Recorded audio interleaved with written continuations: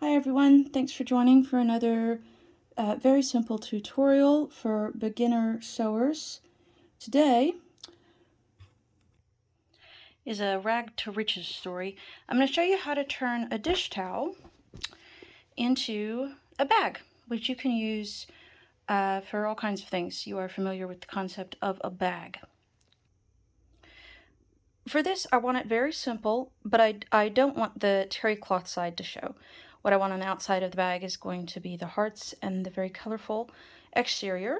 What I want to show on the lip of it, I'll show you in a moment when I fold it down, will be a polka dot blue, which is from a dress that is not, it's not one I want to wear, but I like the fabric of it. So I have my bag laid out basically how I want it so you can get a feel for an idea of what's going on. I want the colorful side to show, and then I want there to be a fold in it so there's a lip before you open the bag, but I don't want the terry cloth to show. I've cut a fabric that is the length of how far around the bag will be, the inner lip, and it will go over the terry cloth part, and then it will tuck in as well, so you won't see the terry cloth.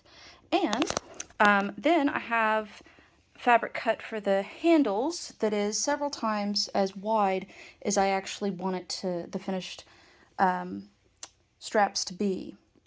Now you might say this doesn't really match, it kind of clashes, and that's fine. This is for a costume to be a clown, and I'm going to be very imperfect with the entire thing because I can be, and this is a one-time thing. So I'm really just going for looks here. It doesn't have to be the highest integrity bag I've ever made. So I'm going to I'm going to iron these straps. First I will iron in half, and then I will fold in, or I can fold in and iron, and then do half. So we'll have all clean edges, and then when I go in to sew, I'm just going to sew down one edge, and I'll show you that when I do that. On the towel, let's come back to that in a bit. For the straps, I wanted to show you, in case my explanation verbally wasn't clear, I've ironed the right sides in just a little, and it is entirely imperfect because it can be. Now I'll fold it in half and iron it like that. Now that I've I keep saying that, sorry. Now that I've ironed this side in and then folded it in half, I'm going to do a straight line stitch down the entirety of the strap. I could choose, well, yeah, I'm going to do that. There are a lot of different ways you can create straps. This is the way I've decided to do it today because I wanted to.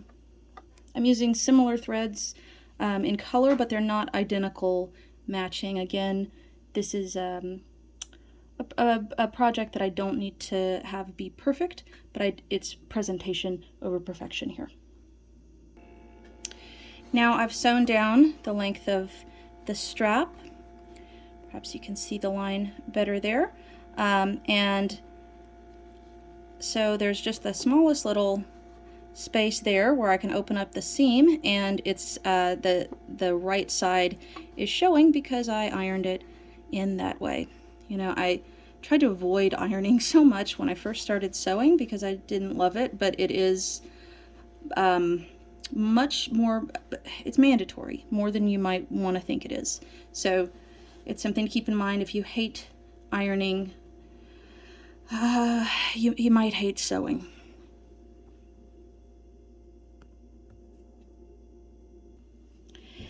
The second strap that I did ironing on is going to be the same story as the first strap. I am going to backstitch as a matter of habit that I get into for the sake of making sure I backstitch when I'm supposed to.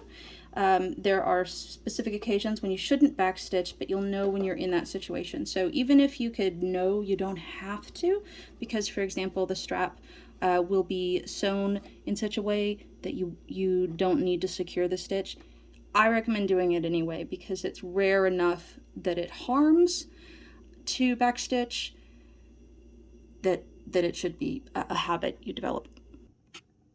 I've run into a bit of an issue that I can show you. The way the fabric lined up is at some point when I was sewing, it got a little askew, and so it's bunching here, and the fabric wants to pull away. One side wants to pull away from the other, so I wouldn't be able to catch it in the thread. I think I could probably get to the end of it without it being a major issue, but maybe not. The solution to this, if it's a really important project, is probably going to be to get a seam ripper out and go back to where you didn't mess up. However, as I said, this is imperfect. So what I can do, and what I will do, is I lift the foot, I take the bunched thread, and I push it up to the needle. When I push it up to the needle and lower the foot, it'll create a tiny fold here. And when I sew over that fold, which is what I'm gonna do next, I lowered the foot and then I accidentally pulled on it. so I need to show you again. I move the foot up, I press to the needle, I release it, and then I sew over that little fold that I created. There's another one needed. And depending on how far you get before you see this error, you might need to do a number of these if you've decided not to go back to the point of your error. Okay, and now I'm back on the track that I should be. I think you can see from here it's folded. There's an obvious fold there and a little imperfection. Oh my goodness, imperfection. I'm not worried about it. I'm really glad I didn't go back with a seam ripper. I'm going to finish this up and be back.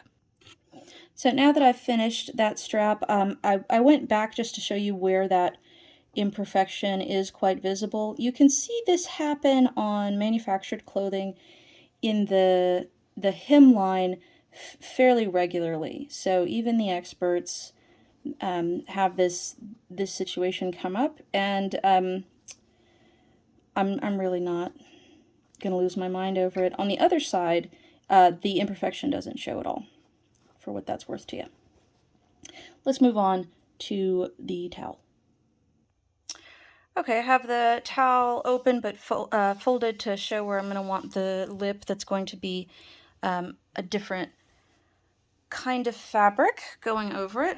I've cut that different fabric to be a little longer than the towel.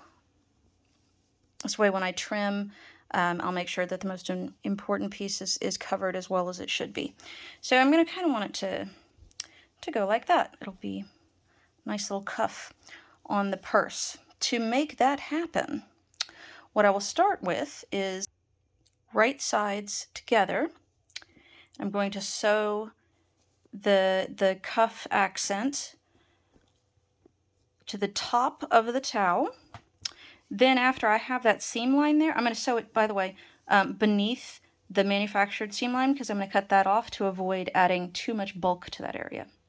So once I do that, this will be secured across, and the cuff accent will be secured across. So when I fold it up, there's an example of what it'll almost look like. And so that seam will be hidden. This will be the outside of the purse. Then it'll tuck over this section of the towel. And it'll be after that I go back and I'll show you how we'll secure it with sewing, because that's what we're doing here, right? To make sure that it stays where it is. So the seam line out on the outside won't be noticeable, and on the inside I don't care. So again, this will be the right sides to right sides. I'll be sewing down the trim of the cuff of the purse underneath the manufactured seam line, which I will then trim off. So let me start by doing that. I'll sew it down, trim it off. I'll be back. So I've sewn it across as I said I would, and now when I flip it up, what will be the outside of the purse, it doesn't show the seam line, it comes together. It looks very, very nice. Now if I fold down the towel, that was kind of hard to see, right?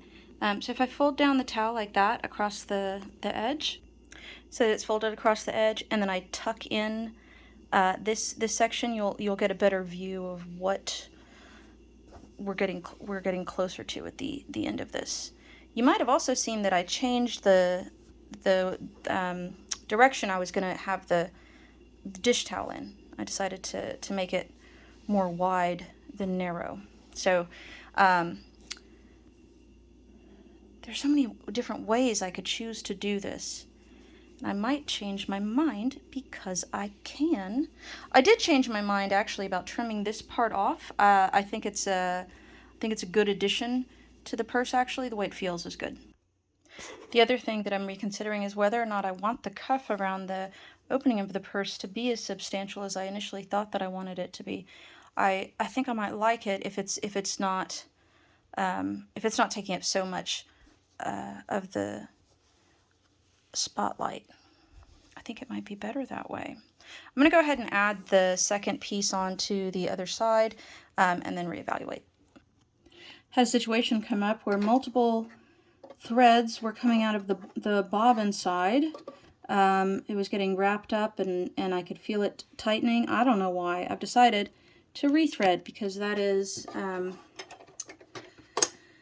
it's usually the best fix.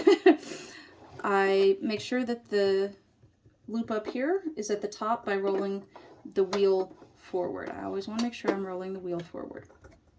And that when I do this, the foot is up. I took off the top to the lower bobbin, the only bobbin casing. And I will cut the thread near the top and pull it down out of where it would normally go. That's also in an attempt not to mess with the tension too much. So up at the top, well, maybe I should have shown you that. Up at the top, I cut the thread. I cut the thread here, and now I will pull it. I will pull it out here. Again, that's to be respectful of the tension. Now I'll rethread, which you probably know how to do. Having rethreaded, I will run a test on a scrap piece. Let's see.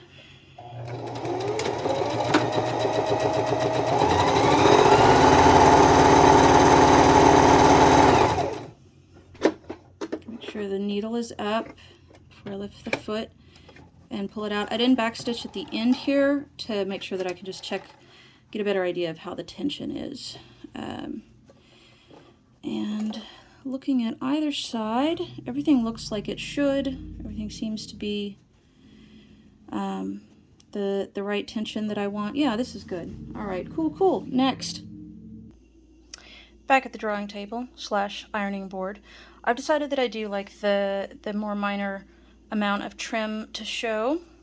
So what I'll do is I'll flip it over and I'll pick however much I want to show, and from that figure out where I need to secure it to the sides. So I'll fold it over and I'll sew up the sides on either side, dependent on how much of this I want to show. If I wanted more to show, I would do the same thing. I would just have more showing, and then and then where I decided to sew on the edge would be different is all.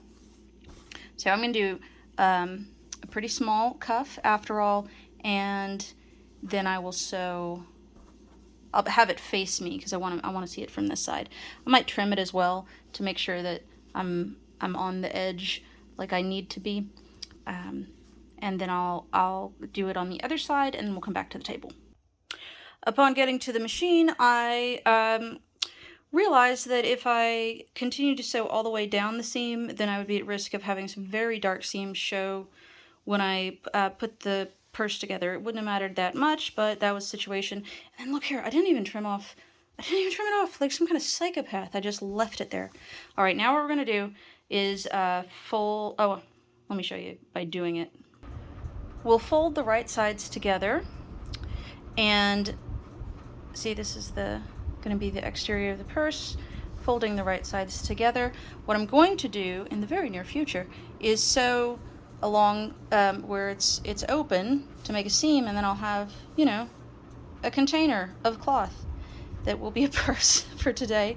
Before I do that, I'm going to want to check out how I want my straps to go. Having determined where I want my straps to go, I have safety pinned them in place.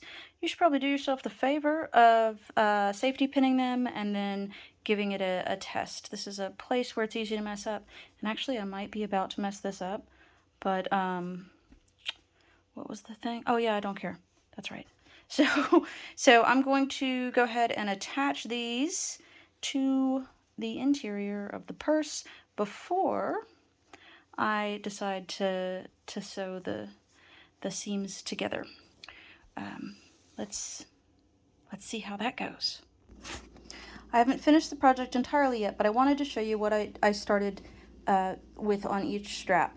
Is I connected it to the lining by sewing it across here. It's the same color almost, same thread color almost, so it's very hard to see, and that's my point. Because this helps make sure it's secure, but my intention next is to sew it closer to the top to have a second secure point. And if I had just sewn it to the towel, the seam line would have shown dramatically. So this way I have a point of security here on the lining, and then I'll have another point of security which will go through both the lining slash cuff accent and the towel, really anchoring it in place. It's pretty common to do, well, I'm not going to go into what it's common to do because I'm not doing that. All right, so now I'll go back to each one and I'll secure it on the place where there's a towel and the lining, and rather than just the lining. Let's see how that goes. All right, so after each of the seam lines I did on the interior with the straps, I went back and I did a square on where the trim is for each one of the straps. This is where the square is, in case you can't see it on the video, and it avoids getting that color further down. If I was spending more time on this, I would probably have the strap go longer, and I would put a color that matched to go on top, so I could do a square and then an X to make sure it was super secure, but I feel okay with this for what it is. What it is actually is my ex-boyfriend's ex-wife gave me this dish towel, which was so sweet because I'd made, we'd all had dinner together, and I like to cook, and I just thought it was so sweet, and so I wanted to, I don't know, I wanted to see it more for a little while. I think it's done well in bringing me joy. And it will as a clown as well. I think I already said that I'm going to be a clown later for a costume. This will be the interior of the purse, and it's imperfect as you can see, but I'll show you how I'm gonna fold the right sides together to make it a final piece. So now I have the two right sides together, and I'm going to sew on the edge down both sides, this side and this side. I'm going to start at the top because this is where so much is going on. This is where the most likely imperfections are to be. I want to push them down and make sure that I don't accidentally bunch the fabric here going up, because we already have a lot going on up here that our needle's going to need to get through. And I think that the best way to make sure that it is at least not a disaster until a little ways into the purse where I'm hiding my errors that I intended to make. So at least until we get a little further into the purse, it should be good. Let's so I'm gonna sew this together and see what we've got. So while I've gotten down one side, I think it might be of use to you to see how I managed to make that happen. So with the right sides together here, starting out at the top, like I said, to reduce the errors that are visible from being at the top, I put these together. And I'm going to make sure my seams are aligned, basically. I'm going to pull the cuff accent fabric to make sure that it gets caught in the threads, because it's probably could have been longer. There are places down here where it's not covering the towel, but that's okay. So at the top, I'm going to go in just a little ways, less than 1/4 of an inch, before I put my foot down. I'm going to check to make sure that I've got the lining fabric as flat as possible, considering how little effort I'm willing to put into this. So I'll go forward and then backstitch. But it's going to take a moment because there's a lot of fabric here. And so now it's not moving forward. This was what I wanted to show you in case it happened. To make it move forward, I can't really push on it all that much. I don't want to mess up the tension. And I'm really just supposed to be holding this in place, and guiding it, but not really moving it so much. So to make that happen, I'm going to lift the foot up a little, and then I will push it slightly. Then I'll put the foot down, and I'll go a couple. There we go. I went one more forward, moving the wheel toward me, always moving the wheel toward me, and now I'll do a back stitch, and I'll try to go forward again. Okay, so I made it over that. It's a common enough issue that you're going to run into, especially in situations like this where you have multiple layers of fabric that you're trying to combine at the start of a seam, where your needle might not move forward successfully. And it's challenging to find the right balance between making sure the needle moves forward successfully and not interfering with the tension of the machine. I've found that trying to push it while the machine is in motion is not a great idea at all. And trying to push it after having the needle lifted up can also make me lose my entire place in the fabric. So with the needle down, but the foot up, I push slightly, don't move the machine. I've just moved the fabric, and then I put the foot back down and try again. That for me has been the most successful method. If you've got ideas about that you want to put in the comments, please feel free to do that. I am going to continue from here, and I'll come back when we have a more final product. It might be of note to you that I am going to run a second seam line up from the bottom of the bag to make sure that the seams, especially at the bottom of the bag, stay solid for today. I'm so happy with what I have at the end of this. And the biggest concerns that I had were about the bulk that would be at the top, especially considering how imperfect I was willing to be with it. When I put it on, it's not noticeable how much bulk is here, and of course purses have bulk anyway. If we look inside, we can see where I hid a ton of lack of perfect measurements, and I wasn't cutting it all right, and there's a lot going on in there. However, the parts that you can see that are what people outside of the purse are going to see, and I'm not putting anybody in the purse, it looks good. I think this will be a great addition to my costume. Thanks for watching, and if you have ideas for others to add to the comment section, that would be great. Have a good day.